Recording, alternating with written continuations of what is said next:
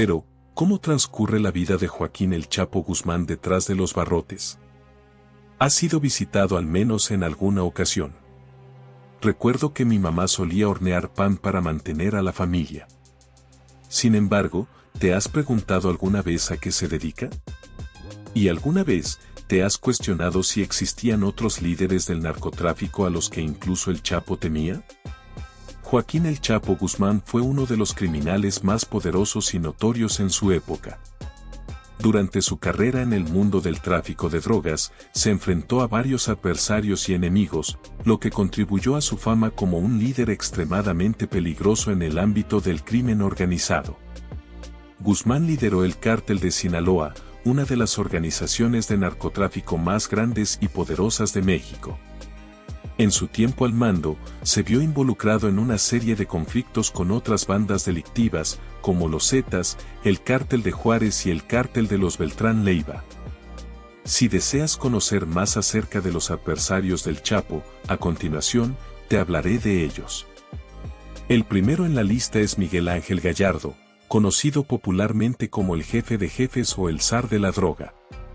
Su apodo dice mucho acerca de su influencia. No estamos cerrados al pensar que fue un personaje de gran relevancia, ya que incluso se relacionó con el mismísimo Pablo Escobar. Gallardo nació en Bellavista, Córdoba, cerca de Culiacán, Sinaloa. Su carrera delictiva comenzó cuando se formó como agente de la Policía Judicial Federal. No obstante, alcanzó notoriedad cuando se convirtió en el guardaespaldas del entonces gobernador de Sinaloa, Leopoldo Sánchez Cis. Posteriormente, Félix Gallardo se unió a Rafael Caro Quintero y Ernesto Fonseca Carrillo para fundar el Cártel de Guadalajara. Este grupo se dedicó al tráfico de marihuana y opio hacia los Estados Unidos y fue el primero en establecer conexiones con cárteles en la década de 1980. Se cree que su vínculo con Sánchez Cis le proporcionó protección política. Además, se asoció con figuras influyentes como Pablo Escobar y Gonzalo Rodríguez Gacha en Colombia, a través de la intermediación del mafioso hondureño Ramón Mat Ballesteros. Esta alianza culminó en el secuestro, tortura y asesinato del hijo del gobernador de Sinaloa. Sin embargo, la carrera de Félix Gallardo sufrió un abrupto final en 1989 cuando fue detenido y acusado de narcotráfico y otros delitos tanto en México como en Estados Unidos. A pesar de su encarcelamiento, siguió siendo un líder influyente, impartiendo órdenes a su organización desde prisión hasta que finalmente fue trasladado a una prisión de máxima seguridad. La aprehensión de Miguel Ángel Félix Gallardo en 1989 no representó un punto de quiebre en el ámbito del tráfico de estupefacientes en México. Tras su arresto, el Cártel de Guadalajara, que previamente había constituido una fuerza cohesionada y poderosa, se dividió en múltiples facciones, algunas de las cuales desembocaron en enfrentamientos letales. Esta fragmentación desencadenó una serie de disputas que perduran hasta el presente. Uno de los resultados notorios de esta escisión fue la formación del Cártel de Sinaloa bajo el liderazgo de Joaquín El Chapo Guzmán en la ciudad de Culiacán. El Chapo, que había sido uno de los principales lugartenientes de Félix Gallardo, emergió como una figura destacada en el universo del tráfico de narcóticos y lideró uno de los cárteles más influyentes de México durante varios años. El Cártel de Sinaloa adquirió una temible reputación debido a su dominio en el comercio de sustancias ilícitas y la violencia que le acompañaba. Por otro lado, los hermanos Benjamín y Ramón Arellano Félix fundaron el Cártel de Tijuana en Baja California, desencadenando conflictos en el norte de México. Este cártel se destacó por su ferocidad y rivalidad con otras organizaciones delictivas, especialmente con el Cártel de Sinaloa. Esta enemistad generó numerosos enfrentamientos violentos e intentos de asesinato, incluyendo ataques dirigidos hacia Guzmán Loera y el líder del Cártel de Sinaloa, Ismael Zambada García, conocido como El Mayo. La historia de los hermanos Arellano Félix también está marcada por la tragedia, ya que Ramón falleció en un enfrentamiento con los seguidores de El Mayo Zambada, mientras que Benjamín Arellano Félix fue condenado a 25 años de prisión por su participación en actividades vinculadas al narcotráfico en 2016. Valdés Ríos, extraditado a los Estados Unidos en 2014, ofreció un testimonio detallado acerca de los terribles sucesos en los que el Chapo Guzmán torturó y dio muerte a un miembro de los Arellano Félix. Según este exmiembro del cártel, estos escalofriantes acontecimientos ocurrieron aproximadamente en 2006 o 2007 en la ciudad de Bastantita, ubicada en el corazón de México, donde, según su relato, sepultaron vivo al supuesto miembro de los Arellano Félix. Joaquín Guzmán, conocido como el Chapo, emitió órdenes precisas a uno de sus subordinados. Estas instrucciones eran sumamente específicas, se trataba de recoger a un integrante de los Arellano Félix, quien había sido enviado en un avión por Ismael El Mayo Zambada. En la segunda posición, encontramos a Nemesio Ceguera Cantes, conocido como el Mencho. Este individuo lidera el cártel Jalisco Nueva Generación, CJNG, una organización delictiva que ha ganado notoriedad en los últimos tiempos debido a su crecimiento y rivalidad con otros cárteles, incluyendo el cártel de Sinaloa, dirigido previamente por Joaquín El Chapo Guzmán. La enemistad entre el Mencho y el Chapo ha generado competencia por el control del tráfico de estupefacientes y del territorio en México. El CJNG ha buscado expandir su influencia por todo el país, desencadenando conflictos violentos con otros cárteles, incluyendo el cártel de Sinaloa.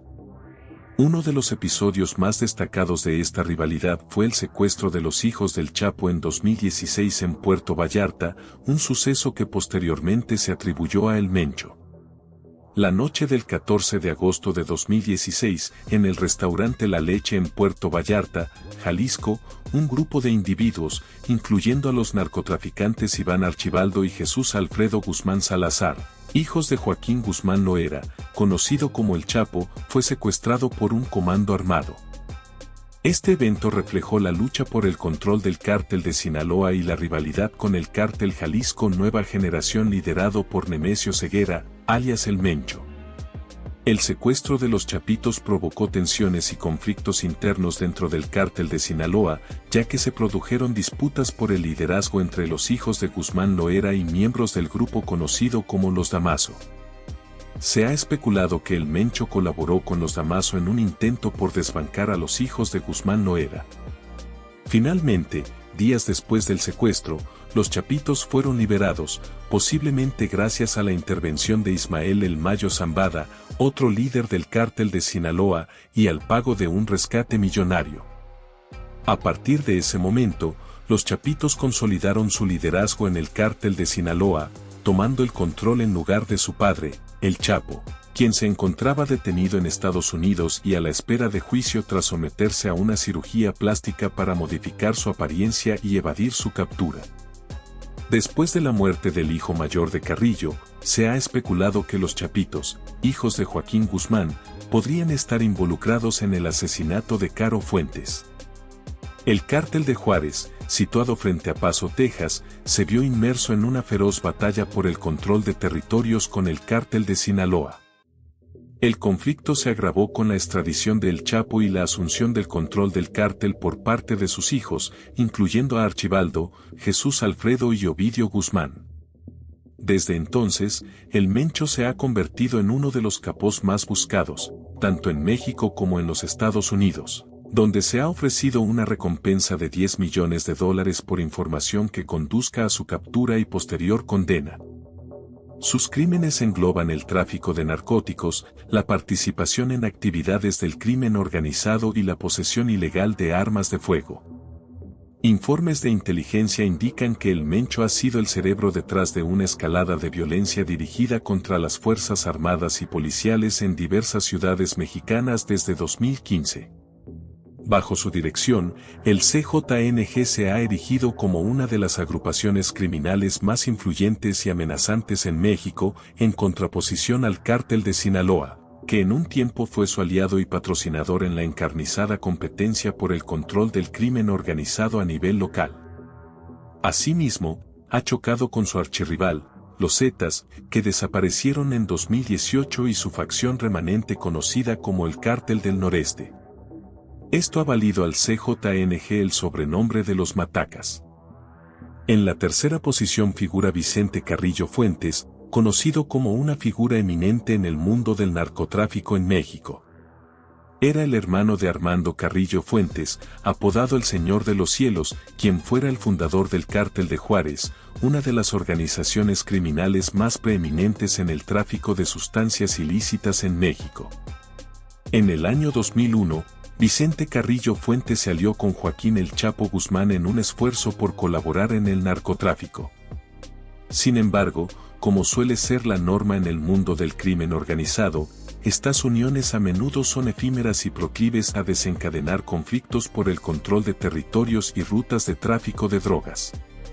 Como resultado de estas tensiones, Joaquín Guzmán ordenó el asesinato del hermano de Carrillo Fuentes, Vicente Carrillo Fuentes, y de la esposa de este último. En 2014, las fuerzas especiales lograron la captura de Vicente Carrillo Fuentes en Torreón, Coahuila, lo que representó un golpe significativo contra el cártel al que pertenecía. La detención de figuras clave en el narcotráfico constituye una parte importante de los esfuerzos del gobierno mexicano para combatir el crimen organizado y reducir la violencia vinculada al tráfico de drogas en el país. En la cuarta posición hallamos al Cártel de los Beltrán Leiva, una organización delictiva notoria en México. Fue conformada por los hermanos Beltrán Leiva, quienes originalmente fungieron como comandantes dentro del Cártel de Sinaloa bajo la dirección de Joaquín El Chapo Guzmán. Sin embargo, en 2008 se separaron del Cártel de Sinaloa, lo que precipitó un enfrentamiento violento entre ambas organizaciones. Esta contienda tuvo lugar tras la detención de Alfredo Beltrán Leiva, apodado El Mochomo, a manos de las fuerzas especiales del ejército mexicano. Tras la liberación de Iván Archibaldo Guzmán, hijo de El Chapo Guzmán, los hermanos Beltrán Leiva acusaron a Guzmán y se alzaron contra él, lo que generó cruentos enfrentamientos en el estado de Sinaloa. Uno de los episodios más notorios durante esta guerra fue el asesinato de Edgar Guzmán, hijo de El Chapo Guzmán, que se atribuyó a los Beltrán Leiva. Este episodio provocó un incremento en la violencia en la región. También se aliaron con el grupo criminal Los Zetas. En ese periodo, la implicación de Ismael El Mayo Zambada en el asesinato de Edgar Guzmán sugiere una adición en la dinámica de la guerra entre los cárteles mexicanos, ya que Zambada era un líder importante del Cártel de Sinaloa. Por su parte, Joaquín Guzmán, conocido como El Chapo, fue capturado en 1993 en la frontera entre Guatemala y México. Después de ser entregado a las autoridades mexicanas, fue encarcelado en diversas prisiones, incluyendo el penal de máxima seguridad de Puente Grande. Durante su periodo tras las rejas, disfrutó de ciertos privilegios como un dispositivo móvil y acceso a publicaciones mientras completaba su educación secundaria en el año 2001. Finalmente, logró evadirse del penal de Puente Grande, oculto dentro de un vehículo de lavandería con la colaboración de 71 individuos, incluyendo personal penitenciario. A lo largo de su tiempo como fugitivo, Guzmán se convirtió en una figura legendaria dentro de la literatura relacionada con el tráfico de drogas. En 2014, fue capturado en Mazatlán, Sinaloa, con la ayuda de la Marina de México y la DEA de Estados Unidos. No obstante, en 2015, Guzmán logró nuevamente burlar la seguridad de una prisión mexicana a través de un túnel subterráneo. Durante su encierro, expresó su descontento por los maltratos y las lamentables condiciones en las celdas y la calidad de la comida. En última instancia, en 2017 fue extraditado a Nueva York, donde enfrentó cargos de narcotráfico vinculados con el Cártel de Sinaloa, pero permaneció recluido en el Centro Correccional Metropolitano de Nueva York en aislamiento debido a su historial de evasiones. Posteriormente, la reclusión del Chapo en la notoria prisión de máxima seguridad de Edeax Florence en Estados Unidos contrasta notablemente con su vida anterior como un influyente líder del narcotráfico. Las condiciones en Florence están diseñadas con alta restricción y aislamiento, con la intención de prevenir cualquier forma de comunicación o interacción entre los reclusos. Las estrictas regulaciones y el rígido horario impuesto a El Chapo comprenden un periodo de completo aislamiento de 3 años, durante el cual se le prohíbe relacionarse con otros presos. Esta falta de contacto humano y las limitadas oportunidades de socialización pueden ejercer profundas implicaciones psicológicas en un individuo. La celda de El Chapo en Ereax Florence carece de comodidades o lujo, construida enteramente de concreto y equipada únicamente con mobiliario básico como un escritorio, un taburete y una cama. Las instalaciones básicas incluyen un inodoro, una ducha con temporizador y un lavabo sin riesgos potenciales. La única visión del mundo exterior que experimenta actualmente el Chapo es a través de espejos de acero pulido fijados en las paredes y estrechas rendijas en las ventanas que apenas dejan entrever fragmentos del entorno exterior. La ausencia de elementos naturales y el confinamiento en un espacio reducido pueden agravar aún más su salud mental y física. Durante los primeros 3 años, se le prohíbe totalmente interactuar con otros reclusos, lo que implica que no puede entablar conversaciones, alianzas o camaradería detrás de las rejas de su celda. Su único alivio de las limitaciones de su celda es un pequeño espacio al aire libre que ofrece escaso consuelo. El ex-líder del temido cártel de Sinaloa pasa la mayor parte de su tiempo en una estrecha celda que mide aproximadamente 2 metros de ancho por 3.5 metros de largo. A excepción de 2 horas a la semana cuando los guardias lo escoltan a un patio de 9 metros cuadrados. En cuanto a las comidas, Ereax Florence no dispone de un comedor común. En su lugar, los funcionarios penitenciarios entregan la comida a cada recluso en sus celdas. Las quejas constantes del equipo legal del Chapo acerca de las condiciones en Ereax Florence arrojan luz sobre las cuestiones más amplias relacionadas con el tratamiento y los derechos de los prisioneros en el sistema de justicia penal. Argumentan que sus solicitudes fueron completamente ignoradas y mencionaron que la celda estaba excesivamente fría desde su llegada a Estados Unidos. El señor Guzmán ha permanecido bajo condiciones crueles e inhumanas que equivalen a tortura física y mental, según los abogados de El Chapo en un documento reportado por varios medios locales. Entre las quejas planteadas por los abogados de El Chapo se encuentra el hecho de que su cliente solo habla español, mientras que los funcionarios de la prisión se comunican exclusivamente en inglés. Además, afirman que se le ha negado el acceso a canales en español y programas educativos. Algunos reclusos se comunican gritando a través de las tuberías de fontanería en sus celdas, lo que permite que la persona de al lado lo escuche. Gabo Golden, una abogada del Centro de Defensa de Derechos Humanos que ha visitado a DX en varias ocasiones, afirma que escapar de allí es casi imposible. Sin embargo, las fugas realizadas por el Chapo en otras prisiones son ampliamente conocidas. Como mencionamos anteriormente, en una de ellas, los guardias desaparecieron, presumiblemente asesinados por órdenes de El Chapo. Este audaz plan de escape involucró una extensa red de individuos, con un total de 78 personas implicadas en el complot. El costo estimado de la fuga ascendió a $2.5 millones. A pesar de su captura y traslado a la prisión de máxima seguridad de Altiplano, cerca de la Ciudad de México, Guzmán logró evadirse una vez más. Su fuga fue una operación meticulosamente orquestada que incluyó la construcción de un elaborado túnel subterráneo bajo la prisión.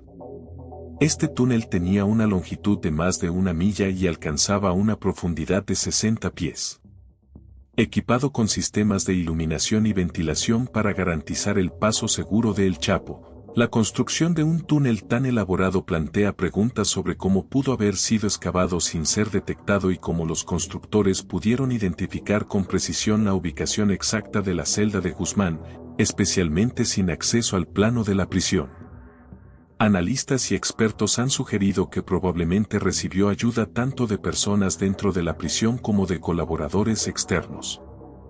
En conclusión, el análisis de la vida y legado de Joaquín El Chapo Guzmán revela la complejidad de la delincuencia organizada y sus impactos en la sociedad. A lo largo de su carrera, Guzmán se enfrentó a una serie de enemigos y desafíos, lo que ilustra la naturaleza violenta y competitiva del mundo del narcotráfico. Tras su captura y extradición a los Estados Unidos, su vida tomó un drástico giro al ser recluido en una prisión de máxima seguridad. Sin embargo, la historia del Chapo es un recordatorio de que la lucha contra el crimen organizado es un desafío continuo que involucra tanto a nivel nacional como internacional. Su legado y la lucha en su contra siguen siendo temas de interés y debate en la sociedad actual. Te animamos a compartir tus opiniones sobre el video en la sección de comentarios. No olvides darle like, suscribirte y activar la campanita para no perderte nuestros próximos videos. Nos vemos en el próximo.